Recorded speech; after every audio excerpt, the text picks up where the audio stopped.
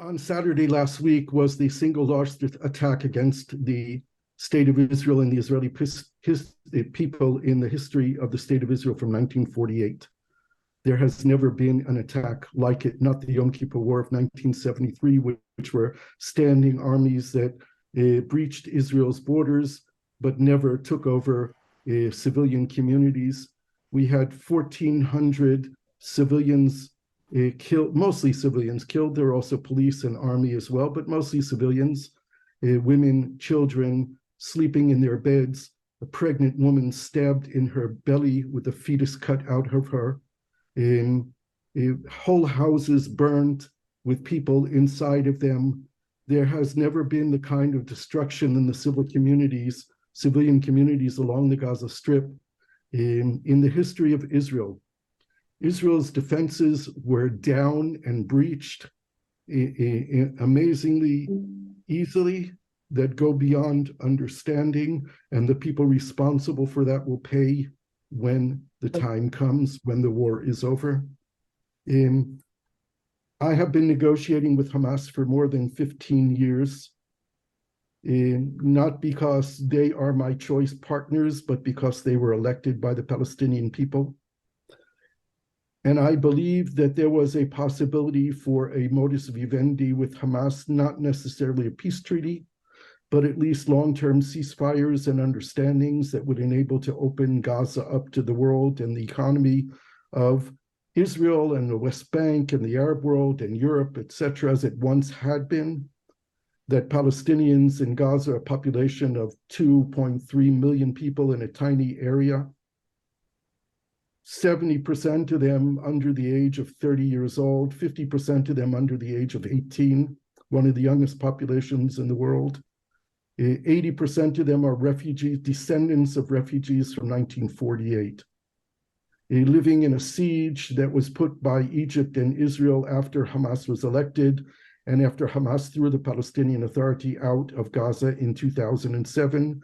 There's been an economic and military blockade of Gaza, where Gazans are not allowed to leave, except for some people with commercial permits. And goods going in are all limited and monitored, and limited electricity and limited water. There's no fresh drinking water in Gaza. People have to buy distilled water at very high prices. Basically, a humanitarian disaster that's been going on for 18 years. But Hamas was on the path with Israel of the beginnings of opening up of siege over this past, about a year ago. Israel started, after 17 years, allowing Palestinian workers to come to work in Israel. Coming to work in Israel is not coming to be slaves in Israel. They achieve minimum wage in Israel and above, which is about 5 times higher than they could get paid in Gaza. So even if they're the minimum wage in Israel, it's 5 times higher than anyone who could get work in Gaza. And more than 60% of people in Gaza are unemployed. They have no work at all. And if they are employed, they make about $2 or $3 a day. So there were 17,000 workers from Gaza working in Israel until this war broke out. That's not nearly enough for the leaders of Gaza to understand that they have something to lose. And this process of opening up Gaza should have begun decades ago, years ago, to build the relations that needed to be built. But Gaza, Hamas was deemed a terrorist organization by the United States and the European Union, most of the rest of the world, who refused to engage with them when what they wanted more than anything else was legitimacy. But conditions were put on them for legitimacy, and they weren't granted that legitimacy. They've engaged in repeated warfare with Israel, either provoked by Israel or provoked by them, usually focused around the symbol of Al-Aqsa, which are the holy mosques in Jerusalem. Al-Aqsa is a symbol that unites Palestinians and Muslims and Arabs around the world. It's the 3rd holiest mosque for Muslims in the world, and it's a symbol of the Palestinian struggle, and it's in Jerusalem and controlled by Israel. So when anything happens at Al-Aqsa or anything happens between Israel and Palestine, Al-Aqsa is the center focus of it because it builds up the highest emotions. But what Hamas did this past Saturday was not out of the Hamas rulebook or textbook. It was taken right off the pages of ISIS. The kind of brutality and the terrorism that they engaged in with over 1,000 commandos who crossed the border and went into civilian communities on a Shabbat, on a Sabbath day, a Jewish holiday, Simchat Torah, and massacred people. There was a music rave festival going on, attended by about 3,000 young people, a couple of miles from Gaza. They came in with Toyota vans with MAG rifles attached to them and carrying rocket-propelled grenades and anti-tank missiles, and they massacred 270 Israeli young kids who were running for their lives. We now know that they're holding hostage about 200 people. Women, children, infants, elderly people, sick people. A very close friend of mine, Vivian Silver, 74-year-old woman, a mother and a grandmother, and one of the leaders and founders of the Women Wage Peace Movement in Israel, the largest peace movement in Israel, was taken from her home, and she's in Gaza. A good friend of mine, who was the principal of the high school that my youngest son attended, has two uncles who live in Kibbutz Be'eri. They were celebrating the Sabbath and Simchat Torah in the kibbutz, and 12 members of the family were there, and they were abducted into Gaza, including his 80-something-year-old uncle, who was not only taken, but his Filipino aide caretaker was taken with him. Hamas has threatened to execute the prisoners. Israel, which was in shock by the attack. Hamas has been planning this attack for 2 years. They had very good intelligence information, and Israel was obviously so arrogant about their defenses that they'd never even noticed the weaknesses in them that Hamas did. Israel has a very sophisticated surveillance system monitoring the entire Gaza border, with girl soldiers sitting behind video screens 24/7 on 4-hour shifts where they're not allowed to move their eyes. And with a simple homeboard drone, dropped 3 hand grenades into a central electronic surveillance command post and took it out and blinded the entire Israeli army. But forget about the intelligence screw-ups and the lack of defenses that they spent over $1 billion building a security fence along the Gaza border. The backstory is that the so-called Israel Defense Force, IDF, Israel Defense Force, has over the last decades become the Israeli occupation police force, whose main mission is to protect Israeli settlers in the occupied territories and to police Palestinians. My wife asked me, she said, once the war broke out and they were there, where was the army? 26 brigades of the Israeli army were stationed in the West Bank protecting settlers for Simchat Torah, not at their post in Gaza along the border, not on the northern border. 26 brigades of the army over the weekend were in the West Bank. So why did it take them so long? The West Bank is an hour away from Gaza. Why did it take them so long to get to Gaza? Because they were commanded and uniformed and armed for policing, not for being an army, not for protecting borders. And then we have to wonder how easy it was to breach those borders. $1 billion spent on building the fences and walls. There's an underground wall that was built across the Gaza border, going 15 meters down to stop the Palestinians from tunneling into Israel. But they built fences that with explosives. The Palestinians opened the fences in 7 different locations and came parading in with hundreds of vehicles with weapons to come and butcher the Israelis. And now, over the past week, the Israeli Air Force has been bombarding Gaza. There are some 2,700 dead Palestinians in Gaza as well, a large majority of them non-combatant civilians and a large number of women and children.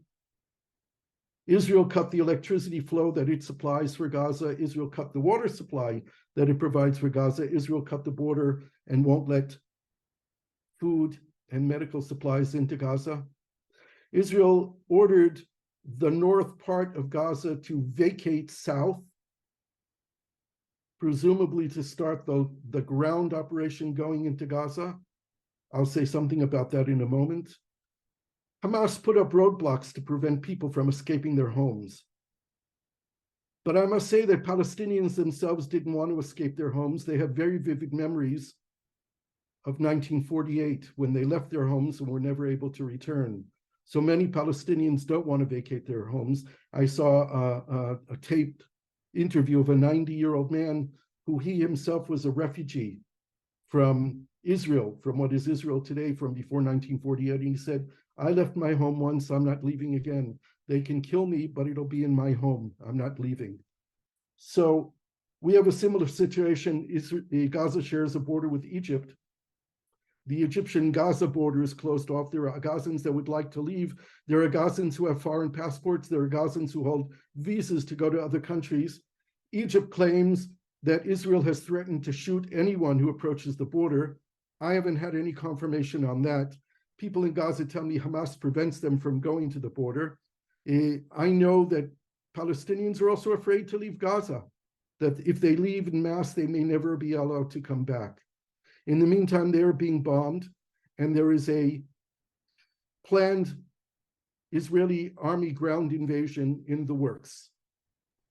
Will the Israelis invade from the north? Just simple logic tells me that it'll be much more complex than that.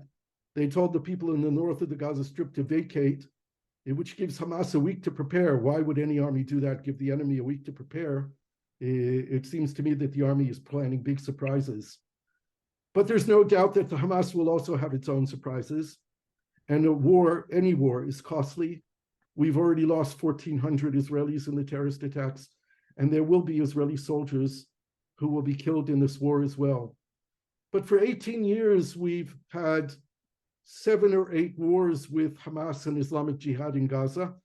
Every time the politicians have spoken about finishing the job and removing Hamas from power, and that was always a slogan. Everyone knew it was a slogan. No one was ever going to do it because the meaning of bringing down Hamas is reoccupying Gaza. Israel left Gaza in 2005 and removed 23 settlements and removed the army. And to go back to Gaza and reoccupying Gaza and being responsible for 2.2 million civilians there is a job that no one would want to take. I remind people of the story of the Lebanon War in 1982, when Israel invaded South Lebanon in 1982 to evict the Palestinian Liberation Army from South Lebanon, who had not only terrorized Israel, but they terrorized the civilian population in South Lebanon. Israeli soldiers were greeted by Shiite villagers, Lebanese, in the south with candies and rice when they crossed into the border. And 3 weeks later, they were putting roadside bombs on the roads for the Israeli soldiers. No people will ever agree to be occupied. Not in Lebanon, and not in Gaza, and not in the West Bank. I had a long conversation several nights ago with one of the Hamas leaders, political leaders, when they were still in a kind of euphoria for their so-called victory over Israel, surprising the enemy. And he said to me, we've had enough. 75 years of humiliation, 75 years of being stateless, 75 years of being refugees, 75 years of having our rights trampled. We've had enough. And I understand that. No one, certainly not us, the Jewish people in Israel, would agree to be occupied by anyone else. People want dignity. They want freedom. They want respect. We're about to launch this ground operation. The question is, what is the fate of the hostages? No one knows. We won't get information. I've been using back channels, and that was one of the things I was discussing with this Hamas person now. I have a colleague in Paris who's from Ireland who runs an umbrella organization of Jewish Arab peace organizations and is one of the most knowledgeable people about Israel and Palestine that I know. His name is John Linden. And John, through contacts that I gave him, opened up contacts with Qatar. There are three countries that have some kind of, three potential countries in this case that have some kind of influence over Hamas. That's Qatar, where the World Cup was held, Turkey, and Egypt. Qatar hosts the Hamas exiled leadership. They're there in Doha, living in five-star hotels, while their people in Gaza are suffering.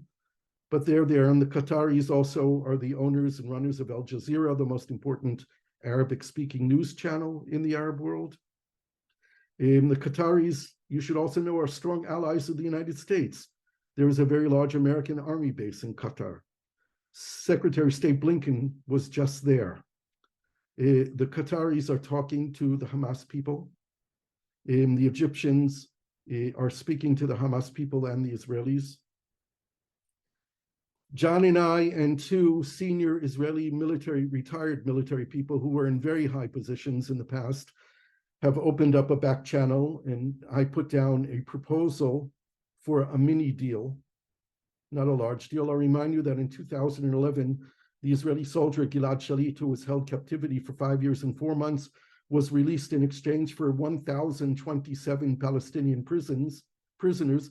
More than 300 of those 1,027 had been convicted of killing Israelis.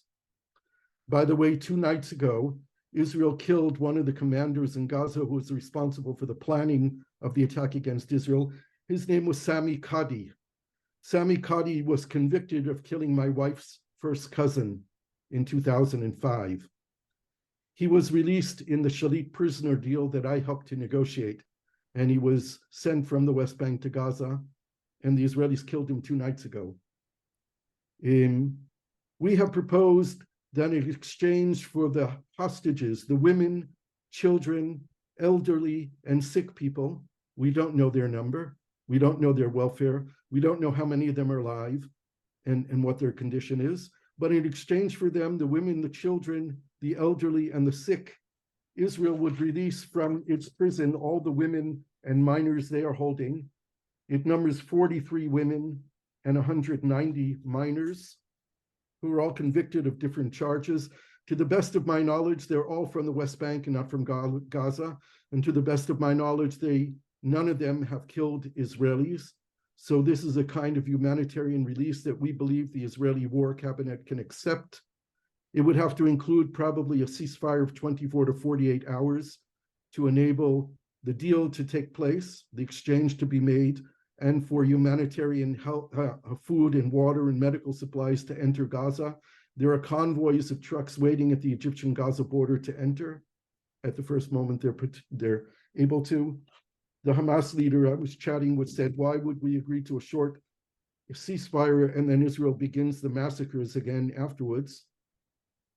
What I wrote to him is that Israel has no will, desire, or intention to conduct massacres, but Israel will go after all the Hamas leaders and military commanders. At the end of the day, Hamas will be finished. And this I told him, they're beginning to face the reality, but it's very hard. He said, we're very strong, and we have the support of our people, and support of the Arab world, and support of the Muslims. And I said to him that I think the support is much thinner than you think it is. Hamas has set the Palestinian cause back 75 years. Palestinians were gaining more and more legitimacy in the world.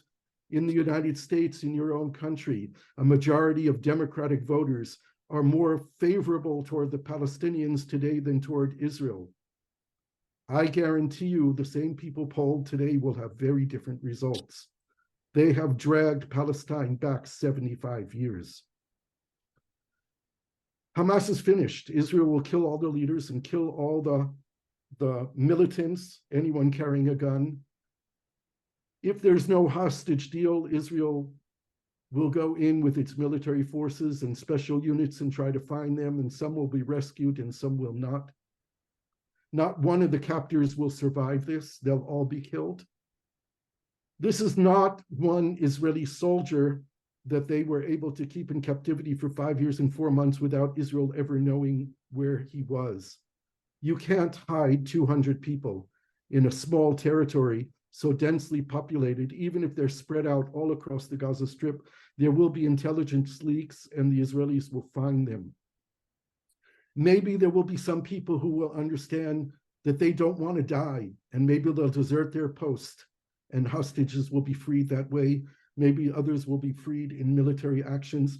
Maybe they'll be smart enough to make a deal and release some of the prisoners. I keep saying to them, do the right thing. Before you face your God, do the right thing. It is against Islamic principles. It's against the Quran to hold women, children, elderly, and sick hostages. It goes against their own religious beliefs, and Hamas is a religious Islamic movement. They should have never taken them. It's against what they believe in. They've gotten in far deeper than they ever could have expected. And I'm not throwing out empty threats here. I don't make threats. I'm reading my assessment of the reality. And the reality is this is, if you went through 9/11, this is 10 9/11s. We have never been hit like this before. The resolve of the Israeli people, just think about it. Just 2 weeks ago, we were on our 40th week of protesting against our government, demanding Netanyahu to be brought to justice for corruption and to stop the judicial reform that would have turned Israel into a dictatorship, like Poland and Hungary. The Israeli public was more divided than ever before. Israeli soldiers, reservists, pilots were refusing to show up for duty because they couldn't trust their government. And this week, 130% of reserve military personnel showed up for duty, 30% more than were called.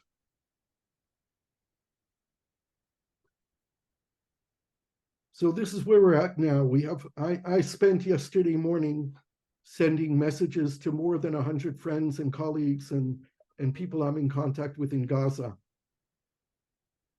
knowing that most of them probably can't respond because the cell towers are down, they don't have electricity to charge their phones. Many of them have lost their houses. There are some 600,000 Palestinians, a quarter of the population, who don't have a roof over their head anymore. Their houses have been destroyed. On the first night of the bombing, the interlocutor of mine in Hamas, the person I was just chatting with, one of the Hamas leaders, his house was bombed by Israel. He is the most moderate person in Hamas, and the Israeli soldier Gilad Shalit would not be alive if it wasn't for him, and Israel bombed his house. And this was a clear message that no one in Hamas has immunity. No one is safe. So we don't know where this is going to go over the next days and weeks. It's a tragedy for the civilian population in Gaza. I have no answers for them. I was surprised today, a young woman who I've been helping over the past years, who has a baby and is recently divorced, called me. She has no home. She has nowhere to go. She's with her baby. She's nursing, so she doesn't need baby food, but she has no water. And without water, she won't have breast milk. She has no food. She has nowhere to go. And then our conversation was cut short because her battery probably died, or the internet connection probably died. There's another young woman that I raised money for to send her to university to study computer programming, a young woman who also lost members of her family in the last wars. And we raised money to send her to university, and she's in her 4th semester, and I have no contact with her. She doesn't answer any of her WhatsApp. I don't know if she's alive. I don't know where she is. And this is the story of just 2 young women out of a population of 2.2 million people there. But I want to end with what I wrote in my weekly column, which is no longer in the Jerusalem Post. I broke with the Jerusalem Post after 17 years because recently they started editing my column and putting in sentences that I never wrote with a new editor. And I'm sorry, but this is a phone call from the United Emirates, so I'm just going to put myself on mute for a moment now. So I wrote in my weekly column yesterday, which you can see on my website, or go to the Times of Israel blogs. My website is gershonbaskin.com or gershonbaskin.org. I called it The Day After Tomorrow, because we're going to face the day after tomorrow. This war is going to end. Prime Minister Netanyahu is going to have his day of reckoning, along with other members of his government who are responsible for bringing us here, politically and militarily. And the heads of the army, who have a lot more integrity than Netanyahu and his government, are going to stand up and offer their resignation and take responsibility. The chief of staff of the army already took responsibility, but he, I believe, will resign the day after the war. Netanyahu will have to be dragged out of office, but he is going to face a very angry public. The public is angry. But even after that day of reckoning between the people of Israel and their government, there will be a day of reckoning for Israelis and Palestinians. And the question is whether or not we're going to have what I call our Belfast moment.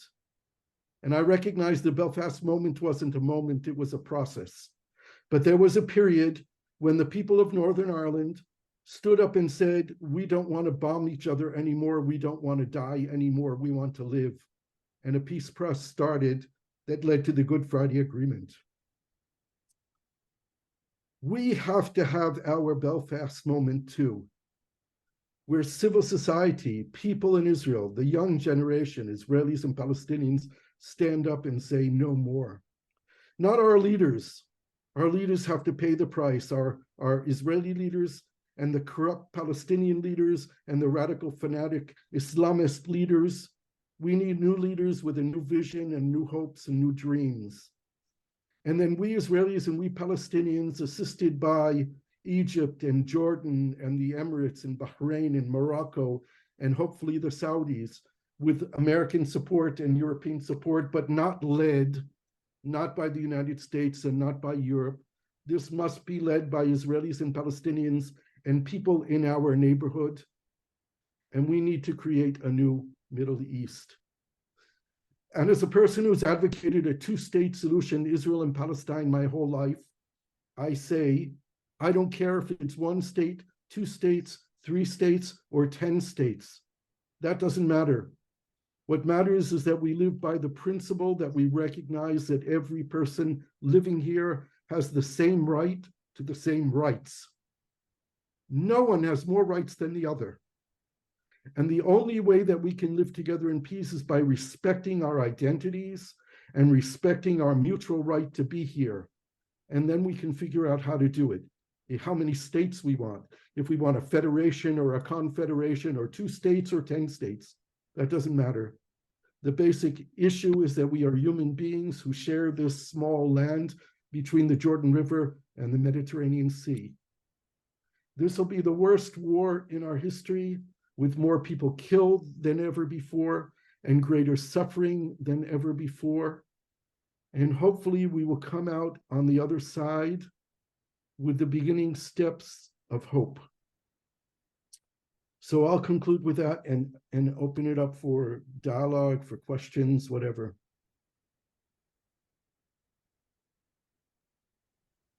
My question is, with 2 million people squeezed into the tiny territory of Gaza, after this current episode is resolved somehow, won't it continue to breed another equivalent of Hamas? Who knows? I hope that when Israel reoccupies Gaza, that the first thing that they will do is announce to the world that we are not staying in Gaza. We will be leaving in X amount of months, a year, whatever it takes, during which time we will work with the local population, with the Palestinians in the West Bank and East Jerusalem, with our neighbors in Egypt and Jordan and Saudi Arabia and the Emirates and Bahrain, etc., and Europe and America, to rebuild a Gaza which is livable, a Gaza which respects human life, and a Gaza which wants to live in peace with Israel. This is a long and difficult process. It needs to happen from today, the planning, the thinking of what's going to be done. And if you read my column from last night, that's exactly what I said, that we have to begin putting together groups of strategic thinkers and come up with a plan of how do we rebuild and reconstruct a Gaza that will live in peace. Gaza could prosper. It has a beautiful coastline. In 1999, before the peace process broke down, we talked about a Gaza Riviera. the Marriott hotel chain was in negotiations to build a 5-star hotel on the Gaza beach. It's a lovely beach, a really nice in the Eastern Mediterranean. It could be a paradise. But of course, that starts with the will and the mindset of the people who are living there, and of course, the conditions under which they live. Gaza under siege, living in poverty, will breed another generation of radical, fanatic killers. A Gaza that has a chance of prosperity and hope has the chance of building a different society. There are 7 working universities in Gaza. It's an educated population. Palestinians are intelligent and hard workers. They're the most progressive thinkers in the Arab world. It can be done. Thank you, Gershon. My question has to do with the situation here in the U.S. What role, if any, do you see for religious leaders and others coming together, both Jews, Muslims, others? Is there a role that could be played here that would move this process forward? I think so, not in the immediate period, but it should be talked about and planned now. In this half-an-hour conversation that I had with one of the founders of Hamas a few nights ago, he was saying that we used to live in peace in this land, Muslims, Christians, and Jews. Everything got disturbed when the Zionists came at the end of the 19th century. But in his view, he said, I want to live in peace. I support a one-state solution, which is not a Zionist state and not a Jewish state, but a state where we, Muslims, Christians, and Jews live together. That's not exactly the framework that we're existing in, where Israel is a Jewish nation state. But I don't know how we can have a Jewish nation state, which is also a democratic state, a real democracy with full equality, when 20% of the citizens of the state of Israel are Palestinian Arabs. So we need to think of all kinds of new constructs. I'm not a religious person, and I'm not a person of faith. And unfortunately, in this conflict, people of faith have usually been the more extreme elements and not the more moderate ones building peace. The peacemakers amongst clergy here are usually Western Christians, who are a tiny part of the Christian population of Palestinians, Sufi Muslims, and Reform and conservative Jews, who are usually not native Israelis. This is most of the interfaith movements that are here. And we need some homegrown religious people, Muslims, Christians, and Jews, to play a role. There is some of that going on, but not enough. And I think that religious people of faith around the world have to play a positive role, particularly from the Muslim world, because Gaza is a very conservative Muslim society. By the way, there's a very small community of 1,000-something Christians in Gaza, and today they opened up the few churches that they have for people to take shelter in. Obviously, they can't hold very many people, but the Christian community in Gaza is taking in as many as they can. And that's also a sign of, there doesn't have to be a war of people of different faiths. We have to share this land also. We supposedly all believe in the same God, and we supposedly are all children of Abraham. Thank you, Dr. Baskin, for enlightening. Gershon, please call me Gershon. I'm sorry, for enlightening us about what is going on. I have a question, something I really have wondered about for ages, because I realize this situation could not continue as it is. Originally, when Israel disengaged from the Palestinians in Gaza, were they free to have trade or live as they wished at that point? Or did Israel always, were they always in the position where they would decide what the people could do in Gaza? Prior to the disengagement, the background to the disengagement in Gaza is that in 2003, at the height of the Second Intifada, when buses were still blowing up in Israel and the Israeli army had invaded the West Bank, a very important group of Israeli and Palestinian former negotiators got together over a period of a year and produced a model Israeli-Palestinian peace agreement called the Geneva Agreement. It wasn't really done in Geneva, but the Swiss government was funding the exercise, and they decided to unveil it in Geneva, so it was called the Geneva Agreement.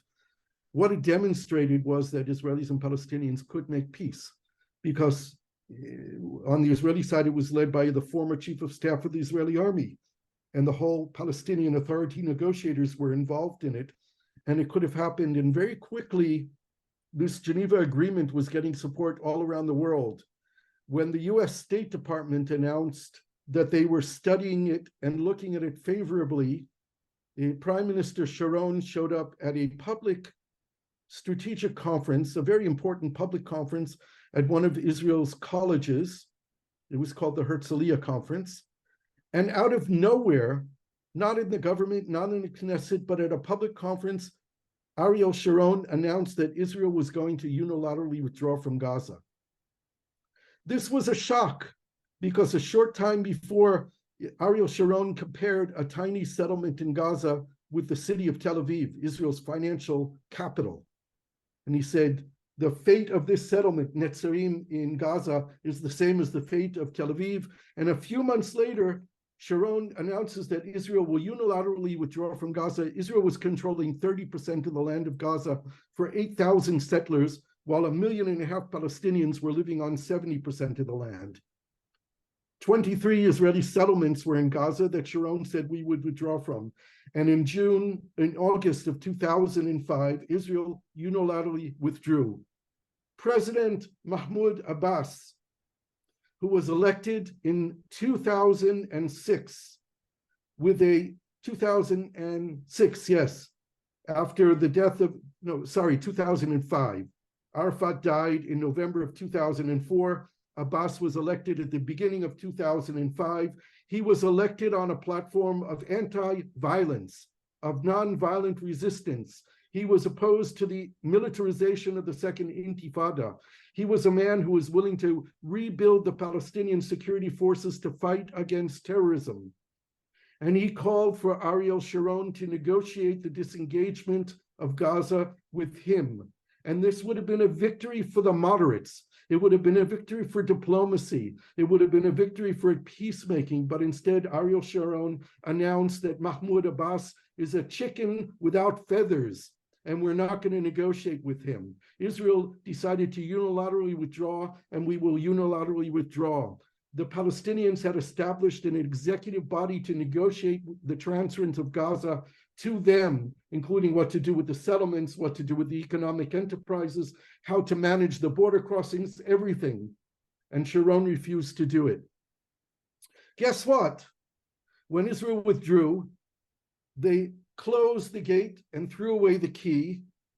The following year, half a year later, the Palestinians went to national and parliamentary elections.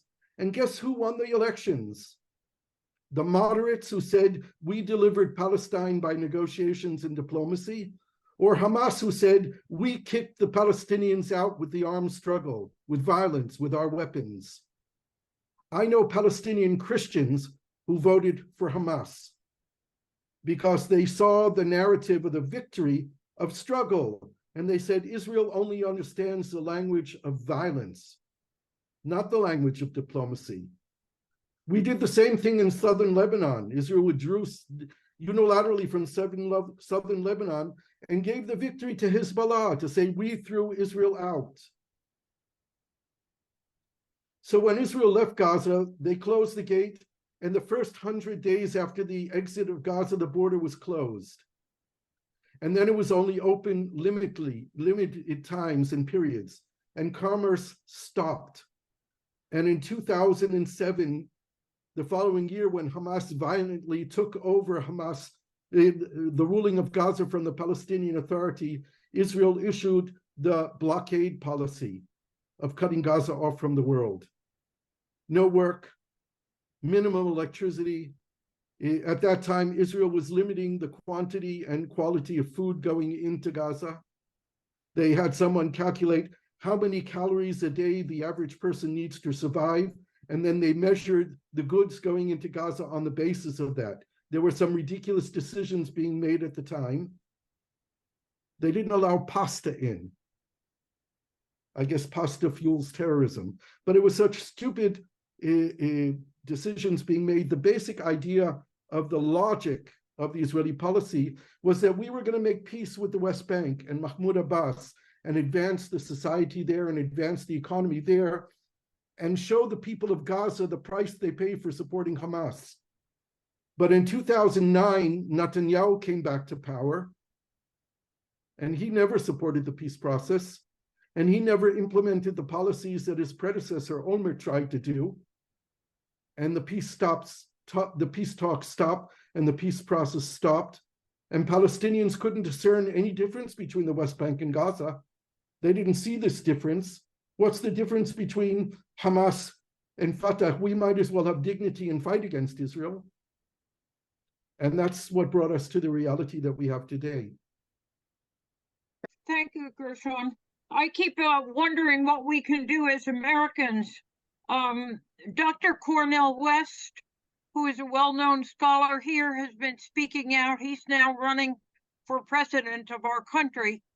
And long activist Medea Benjamin has been a peace activist and a human rights activist for many years. She too has been speaking on this issue.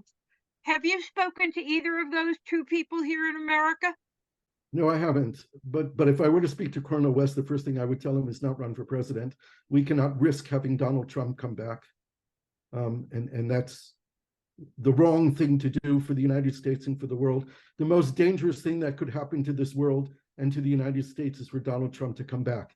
And anyone who jeopardizes that is an enemy of the people of the world. So Cornel West may have wonderful ideas and thinking on Israel and Palestine, but if he's running for president against Joe Biden, he needs to go. This is our problem, and the Americans need to stop giving Israel impunity. That's for one. The Americans were never serious about peacemaking here. The last thing that I want is for the Americans to run another peace process here. The Americans were never neutral bystanders. They were always the advocates of Israel in the negotiating room. And Israel is a stronger party here. They are not balanced negotiators. They don't help negotiations. At the end of the day, they don't put the pressure on Israel. They put the pressure on the Palestinians. And that's not what we need. We need the Americans to support the process. We need the Americans to give guarantees, security guarantees and other guarantees. We need the Americans right now to rearm Israel to make sure that we don't lose this war and allow Hamas to survive after it. That we need America for. We need Americans to station what they're doing, the 2 aircraft carriers in the Mediterranean, to send the message to Lebanon, as President Biden said, don't. Hezbollah has maybe 150 missiles, 150,000 rockets and missiles pointed at Israel. If they get into the war, there won't be American boots on the ground in Lebanon, but the American aircraft carriers will be busy at work bombing Lebanon. We don't want that to happen. We don't want that to happen to the Lebanese people. We don't want Hezbollah to open the war. The Americas, the United States can provide security guarantees. When this war is over, they need to provide security guarantees to the Palestinian people also, not just to Israel. Palestinians need to feel secure. Palestinians need to know that if they don't attack Israel, Israel will never attack them again as well. They need to know that the occupation will be ended. If we are moving to some kind of 2-state solution, then rather than muttering the words for 25 years, we support a 2-state solution, it's time to recognize the state of Palestine, not only the state of Israel.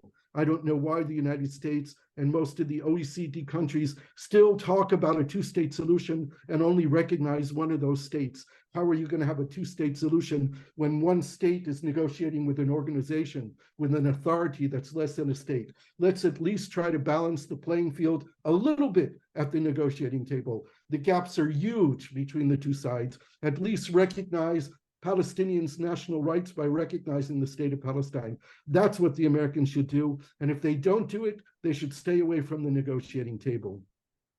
I was just wondering what you make of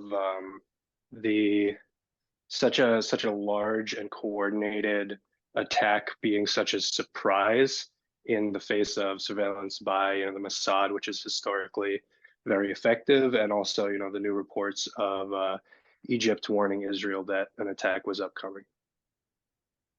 Yeah, one, I suggest you read the column in the two columns in the New York Times over the last 2 days by Ronen Bergman and Patrick Kingsley, I think his name is, who exposed the intelligence and security weaknesses of Israel. I think that what we're facing is the syndrome that we had after 1967 with our massive victory over Egypt and Syria at the time and Jordan, in a kind of arrogance that we thought we built an invincible wall and a sophisticated security surveillance system that couldn't be breached. The whole entire network of surveillance was controlled at one central point, of which the Hamas people flew a drone and dropped 3 hand grenades into and took out the entire surveillance system. By the way, I'll just correct one thing that you said. The Mossad has nothing to do with it. The Mossad doesn't work in country. The Mossad only works out of country. The Mossad is our CIA, as opposed to the Shin Bet or the Shabak, which is our FBI or secret police or NSA or whatever you want to call it. So it was the Shabak that was responsible and Israeli military intelligence and not the Mossad. But that's on the side.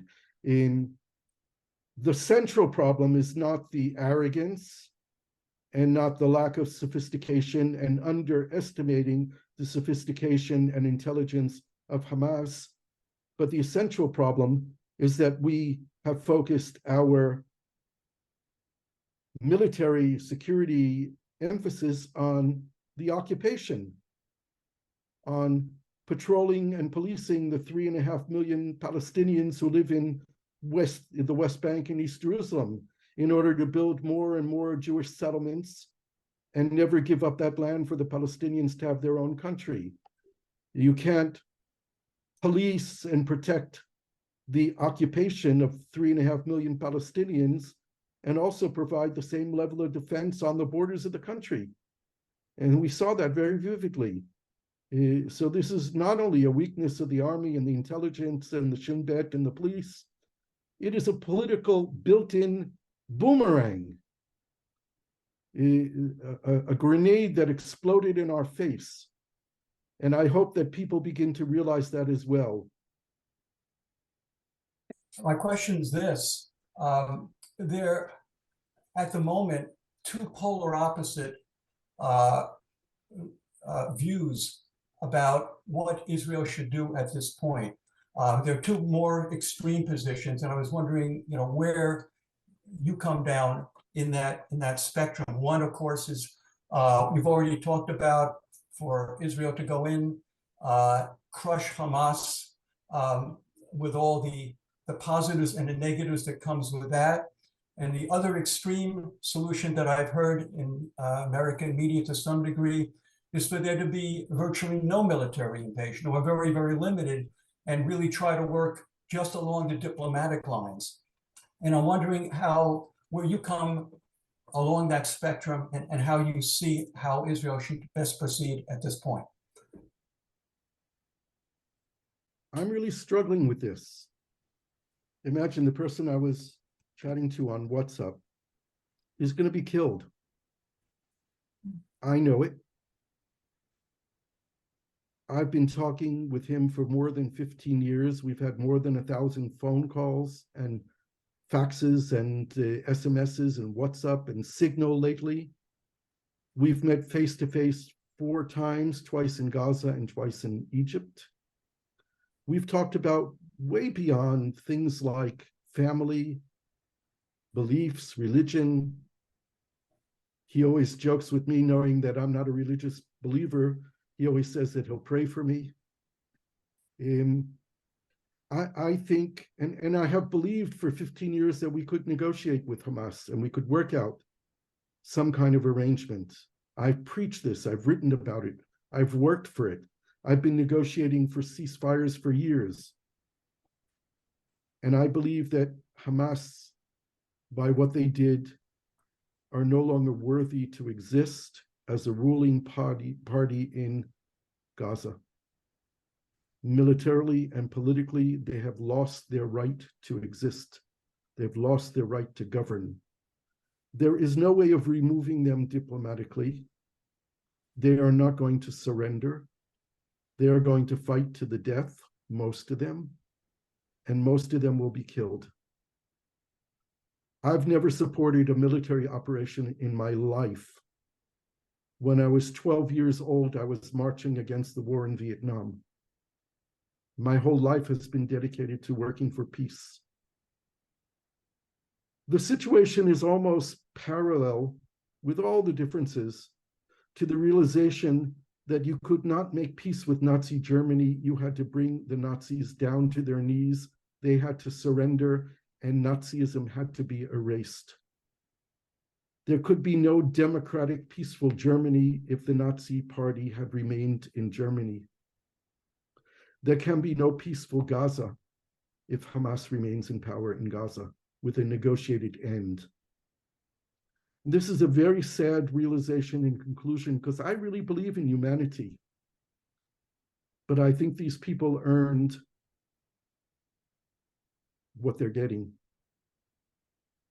There are people who have stepped beyond what can be humanly acceptable. The things that they did over the border in Israel to civilians. There's not a single Israeli who doesn't know people who have been killed or taken hostage. If I'm sitting in Jerusalem and I wasn't born in this country, I've been living here for 45 years, I have friends now who are hostages. I have friends who have been killed. I have friends whose relatives are hostages now in Gaza. My name is well known. I'm being called by families of hostages every day. What do we do? What should we think? Who was it who said, I think Michelle Obama, we're a village? Thank you, Gershon. So I think that we have no choice but to wage this military campaign, harming as few innocent people as possible. It's a human tragedy. It's awful. And we need to be organized from day one of the day after to provide all the support financially and physically that we can to the innocent people of Gaza who are paying the price for their leadership. They are victims here as well. Yes, thank you so much for your talk. I'm wondering if, given the magnitude of the response that we have seen and may continue to see in the days, what are your thoughts on kind of turning of tides of support for Israel, given the mounting casualties and the catastrophic humanitarian crisis? And what impact will that have on any kind of ceasefire and peace negotiation? Yeah, I think it's a really good question, and it's a really big dilemma. Right now, it seems to me, there's marching around the Arab world in our neighbors, also Jordan and Lebanon and Syria and in Egypt against Israel, and there's mobilization in the Arab and the Muslim world behind the Palestinians. But the thing that matters to Israel is what the West says, what the United States says first, what our other allies say, like Canada and Europe and Australia. And right now, Israel seems to have a carte blanche. Israel has been told by the Americans to do what needs to be done and get it done. I don't think it will be fast.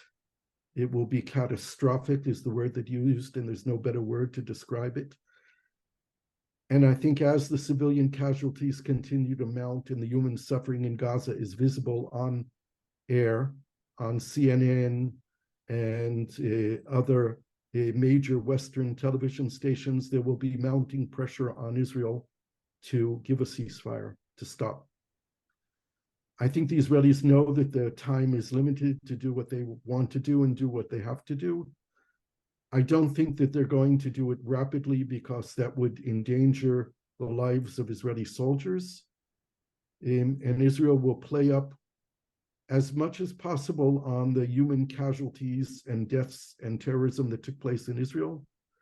And even as we speak now, they're firing rockets at the civilian population in Israel, and Israel will exploit its own side of the story in the media to postpone the day when the pressure is too high on Israel and it will have to stop. That day will come. The question is how long it will take and what will be the cost of human suffering on the ground until it happens. It will have to happen, and there's no way of avoiding it. And then the question is what's left on the ground the day after. There can't be an Israeli immediate withdrawal. And if Israel doesn't get the job done, which means removes the ability of Hamas to govern, to rule, then we're just going to have this again soon afterwards. So it's a big question, a big dilemma, and the human suffering is unthinkable. Gershon, we have a question in the chat. Does Egypt's closed border add to the problem? Well, they don't want Hamas, but what do they support as a solution? Have you any perspective on that? Yeah, I've talked to the Egyptians about opening the border, and I put it out on my social media, and I got hit on the head from all sides because they said that would lead to the ethnic cleansing of Gaza, and Israel would just take over Gaza without the Palestinians there, and it would be the second Nakba, the second catastrophe of the Palestinians who left their land in 1948, were thrown off, was left, and anyone who supported opening up the Egyptian border would be supporting the end of the Palestinian cause and the end of the Palestinian rights to Palestine. When I proposed that it be opened, I even proposed that the Americans offer Egypt $1 billion to set up temporary camps in North Sinai to house the people, to provide them with food and sanitation and water and tents and etc. And really, so many of my Palestinian friends really hit me over the head for even suggesting it. So the Egyptians don't want to do it, and some people in Egypt in positions of authority have said we don't want to be blamed for the second Palestinian Nakba. They also don't want the responsibility. They also don't want to take a risk that a lot of terrorists will escape into Sinai. They've been spending years fighting against the northern Sinai branch of ISIS, and they basically won that battle, and they don't want us to start again. Remember, Hamas is a movement that grew out of the Muslim Brotherhood. And the Muslim Brotherhood is enemy number one of the Egyptian regime. So they're very cautious about who enters Egypt. And they're, of course, most afraid that once the Palestinians are in there, they'll never leave. And then the Palestinian problem, the Gaza problem, becomes their problem. So I don't think we're going to see any mass exit from Gaza to Egypt. A Palestinian friend of mine who's living in Saudi Arabia now called me and said, I want to get my parents and my brothers and sisters out. I got them visas for Saudi Arabia. What can I do? So I gave her the telephone number of the Egyptian intelligence officer in the embassy in Tel Aviv, and I gave her the telephone number of one of the Hamas leaders, and I said, try. I don't know if the Egyptians are going to let anyone cross, but she said to me, the Israelis have threatened to shoot anyone who goes to the border. I told her, I haven't heard that, but I would check. And again, I haven't had any confirmation for that. I haven't had any denial, but it seems very bizarre to me that the Israelis who want Palestinians to leave Gaza would shoot at anyone trying to leave. They would like to see a mass exit of Palestinians from Gaza, so it doesn't make sense. So what does make sense is that Hamas is blocking them and Egypt is blocking them. The Americans, the Brits, the other Europeans and other people, there are several thousand probably foreign nationals in Palestine. I'm not talking about foreigners, I'm talking about Palestinians who hold a second passport, who are nationals of Germany or the United States or Britain or France or other countries. And these countries are all lobbying efforts to get their nationals out of Gaza through Egypt as well. And there's a chance that they will be successful with the Egyptian, allowing foreign passport holders to leave Gaza, but that's a very small number. Gershon, we have 3 more questions. You running out of steam, or are you okay? I ran out of steam last Saturday when this whole thing happened. All right, Elke, ask your question. Go ahead. Very quickly, what do you think is the real reason to move the population south, other than for Israel to raise Gaza City to the ground? Surely Hamas fighters will not just sit there and wait for the Israeli military to come. They can move with the population as they have done in the past, using the population as shields. What do you think about that? I think quite the opposite. I think that I think that moving the population south is an Israeli tactic to surprise Hamas. Hamas troops will not move south with the population. They will be underground and they will be setting up roadside bombs and booby traps for the entering Israeli army if they enter from the north of Gaza and move toward the south. I think that their main target is Gaza City, where the underground city under Gaza that was built of a network of tunnels is where the Hamas leadership is hiding, underneath hospitals and in bunkers that were built for them and their fighters, and they will pop out of holes all over the Gaza Strip to surprise the Israeli army. I think that it was a tactic to get Hamas to think that the attack is going to be only in one direction, and I think that the Israeli attack will be from multiple directions, from the sea, from the air, from the land, from all across the Gaza Strip. The Hamas breached the Israeli border in 7 different locations across Gaza. I would expect nothing less from the Israeli army. So I think that this is a tactic to get Hamas to think that the attack is only going to come from one place. Many of the civilians are not moving. I would estimate that probably a quarter to a half of the people in the north of Gaza refuse to leave, or Hamas won't let them leave. So the civilian population is not out of the way. And Hamas is bunkering down in those areas. They're not running away. They're going to fight. And they're going to fight to the death. And they're brave fighters. They're good fighters. They've demonstrated their ability to kill.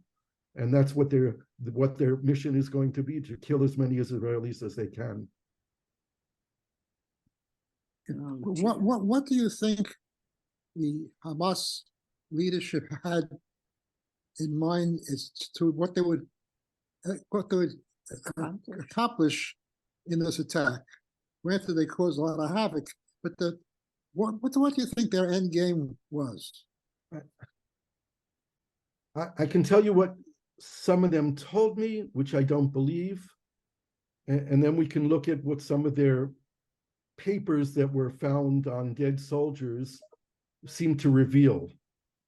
Their story is, their narrative is that we were planning to take 2 army bases and abduct soldiers to hold as bargaining cards to release Palestinian prisoners.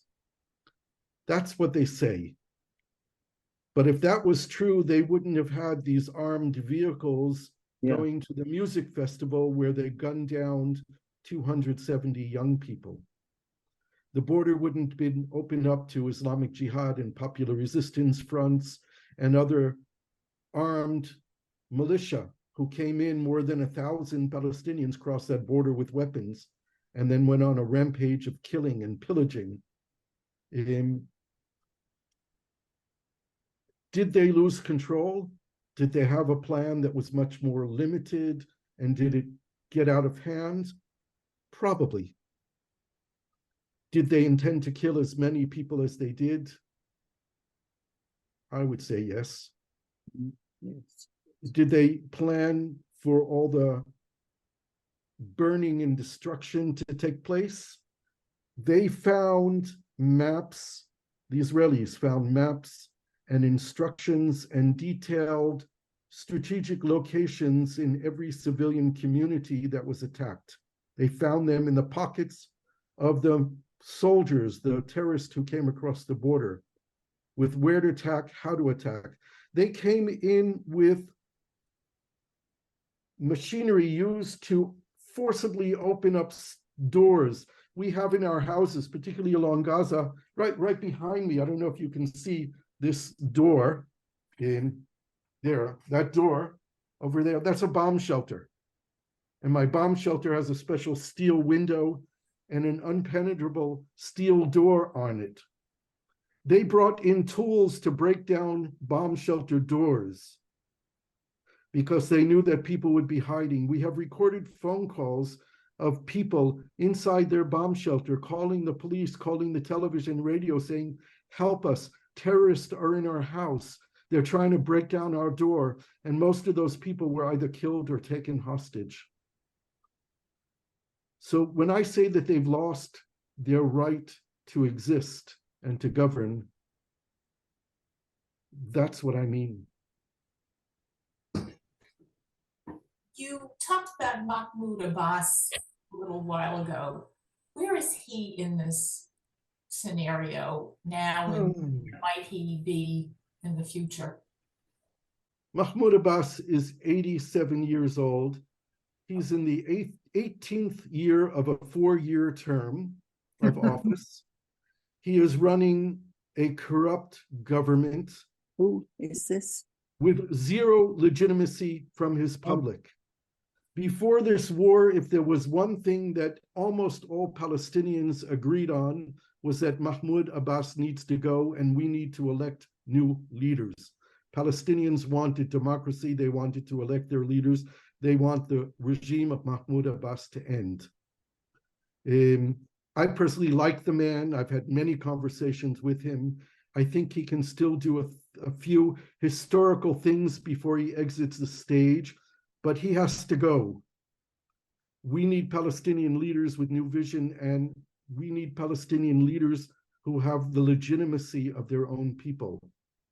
Mahmoud Abbas has no legitimacy, and his regime is corrupt and subservient subcontractors of the Israeli security. They do not provide security to Palestinians, they provide security to Israel and Israeli settlers. And no Palestinian regime can claim legitimacy when they are seen by their own people as serving the occupier and not the occupied. Gershon, that leads me to one final question that's in the chat about whether or not you have some thoughts going ahead about new leadership. I don't know who the new leaders are. There is no one in the government of Israel who I would like to see as a future leader. In fact, I think they should all go home. There's no one in the Palestinian arena of leadership that I would like to see as leaders in Palestine. I think we need a whole new remaking of our leadership, a whole new generation. We see young leaders popping up all around the world, and that's what we need to see happen here. I don't want leaders who we have to drag off the stage because they don't know when their time has come to leave the arena. And I'm sorry to say this in the light that we're all going to, in November next year, vote for Joe Biden out of a choice for voting for someone who should be there, younger, with more energy and more vitality.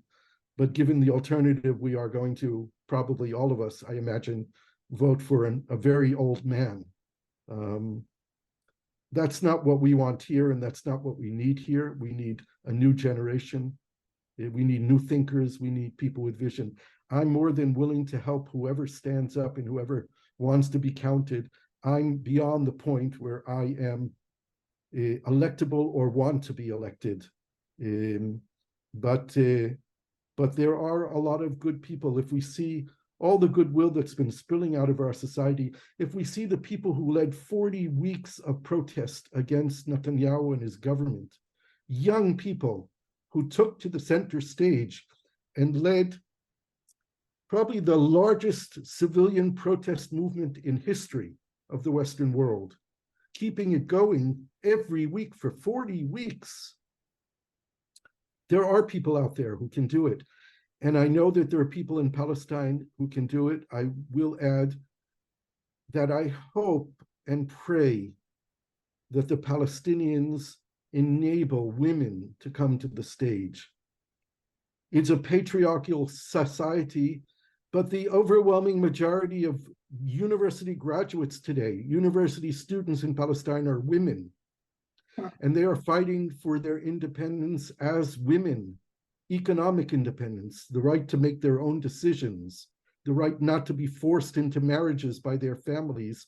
And they're showing up all over Palestinian society, but they haven't taken the political stage yet. And we need Palestinian women to be there because they're a generation more progressive than the young men in their own society. So it's really, really important for us to see them too.